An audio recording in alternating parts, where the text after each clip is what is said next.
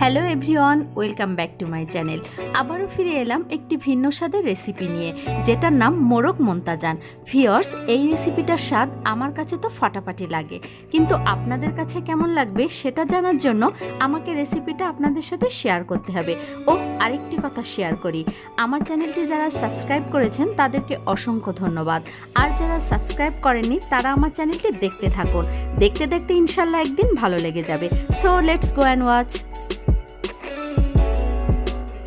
মোরগ মোন্তাজান তৈরির জন্য প্রথমে আমি প্যানে হাফ কাপ কুকিং অয়েল দিলাম। এখন দিলাম 1 কাপ পেঁয়াজ কুচি। পেঁয়াজটা 1 মিনিট ফ্রাই করব।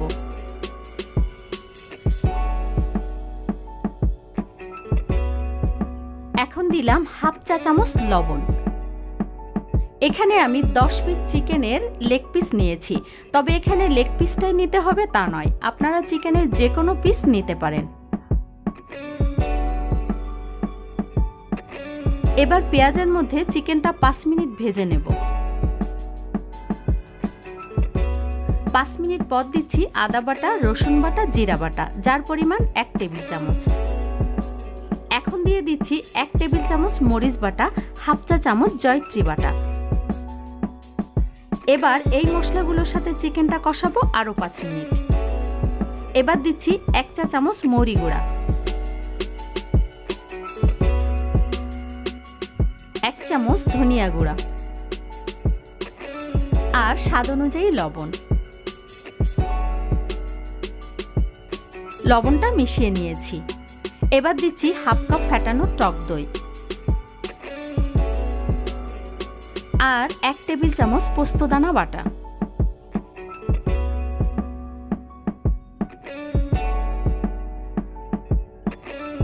এটা দিয়ে নেড়েচেড়ে মিশিয়ে নেব এবং 5 মিনিটের জন্য ঢাকা দিয়ে রাখবো।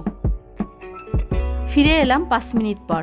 ভিউয়ার্স, দেখতে পাচ্ছেন চিকেনটা থেকে অনেকটা পানি বের হয়েছে।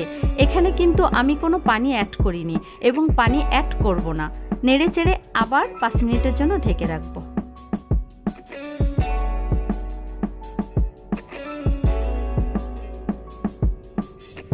ফিরে এলাম 5 মিনিট পর। আবারও নেড়ে দেব আর ঢেকে রাখবো 5 মিনিট।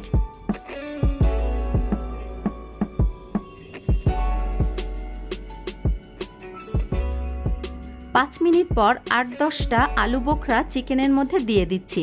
এখন 10 মিনিট আবার লো আঁচে ঢেকে রাখবো। ফিরে এলাম 10 মিনিট পর। ঝোলটা গাঢ় হয়ে এসেছে। এখন এটা আমি নামিয়ে নেব।